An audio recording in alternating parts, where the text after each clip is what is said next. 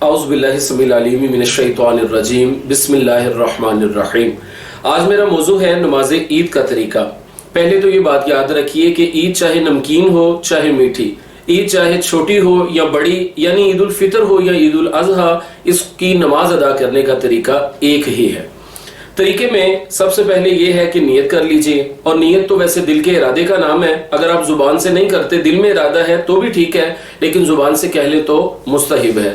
نیت یہ کر لیجئے کہ 2 رکعت نماز عید ادا کرتا ہوں، 7 زائد 6 تکبیروں کے واسطے اللہ تعالیٰ کے پیچھے اس امام کے۔ اب چونکہ آپ امام کے پیچھے ہیں اور یہ عید کی نماز بے جماعت ہوتی بھی نہیں ہے، وہ پھر آپ کو الگ سے ہی وہ شکرانے کے نفل پڑھنے ہوتے ہیں، یعنی نفل آپ پڑھ سکتے ہیں چاشت وغیرہ کی نیت کر کے۔ تو چونکہ آپ امام کے پیچھے ہیں، امام صاحب کہیں گے اللہ اکبر اور ہاتھ باندھ لیں گے۔ یہاں پر پہلے ایک ضروری بات سمجھ لیجئے، آپ کو انشاءاللہ ادھر ادھر نہیں دیکھنا پڑے گا جب اگر آپ یہ بات سمجھ لیں گے تو۔ وہ مسئلہ یہ ہے، وہ بات یہ ہے کہ اس میں جو 6 زائد تکبیریں ہیں، 3 تکبیریں دونوں رکعتوں میں آئیں گی۔ پہلی رکعت میں 3 اور دوسری رکعت میں بھی 3 تکبیریں آئیں گی۔ پہلی والی میں قرات سے پہلے ہیں اور دوسری والی میں قرات کے بعد ہوں گی۔ تو پہلی والی میں جو 3 تکبیریں ہیں اس کا وقت اب آ جائے گا۔ وہ طریقہ کار یہ ہوگا کہ امام صاحب نے اللہ اکبر کہا، آپ اللہ اکبر کہہ کے پیچھے ہاتھ باندھ لیں گے اور ثنا پڑھیں گے، یعنی سبحانک اللہم و بحمدک۔ اس کے بعد آپ چپ ہوں گے۔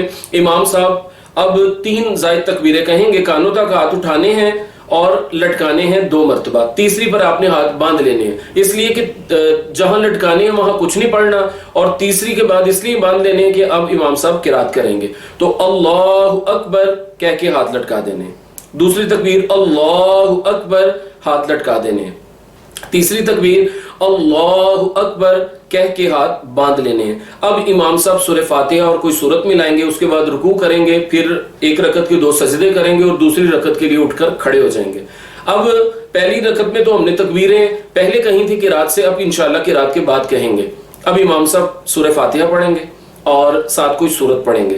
اس کے بعد رکوع میں جانے سے پہلے 3 زائد تکبیریں یوں کہیں گے، اللہ اکبر، ہاتھ چھوڑ دیں گے، اللہ اکبر، ہاتھ کانوں تک اٹھائیں گے اور پھر چھوڑ دیں گے، اللہ اکبر، ہاتھ کانوں تک اٹھائیں گے اور چھوڑ دیں گے، اللہ اکبر کہہ کے اب 3 تکبیریں پوری ہوئیں اور اب 4تھی تکبیر کہہ کے آپ رکوع میں جانے لگے ہیں۔ اللہ اکبر کہہ، ہاتھ جو ہیں وہ کانوں تک نہیں اٹھانے، بلکہ آپ نے اب بغیر ہاتھ اٹھائے کہنا ہے اللہ اکبر اور رکوع میں چلے جانا ہے۔ اب رکوع میں جائیں گے، آخر میں 2 سجدے ہوں گے، اس کے بعد اتحیات اور سلام ہوگا۔ تو یوں آپ کی نماز عید مکمل ہو جائے گی۔ یہ بھی 2 نفل کی طرح نماز ہے، بس اس میں 6 زائد تکبیریں آتی ہیں، اور یہ ہے کہ اس کا جو خطبہ ہے وہ سنت ہے، اور جمعے کا جو خطبہ ہے وہ سننا شرط ہے۔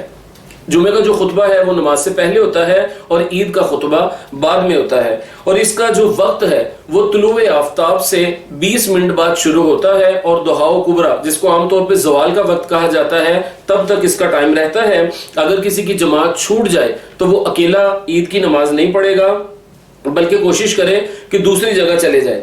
تو دوسری جگہ مطلب اگر اس کو نہیں ملتی تو پھر یہ بہتر ہے کہ 4 رکعت چاشت کے اکیلا خود ہی پڑھ لے۔ اس کو اکیلا عید کی طرح 6 زائد تکبیروں کے ساتھ نہیں پڑھے گا، بلکہ عام نفل پھر 4 پڑھ لے۔ وہ اس کے علاوہ یہ ہے کہ نماز عید الفطر اور نماز عید الاضحیٰ سے پہلے سرکار صلی اللہ علیہ وسلم کا ایک معمول سن لیجئے، وہ یہ کہ حضور صلی اللہ علیہ وسلم جب عید الفطر کے لیے جاتے تو کچھ کھا کر نماز پڑھنے کے لیے تشریف لے جایا کرتے تھے، اور عید الاضحیٰ کے دن تب تک نہیں کھاتے تھے جب تک نماز عید نہیں ادا کر لیتے تھے۔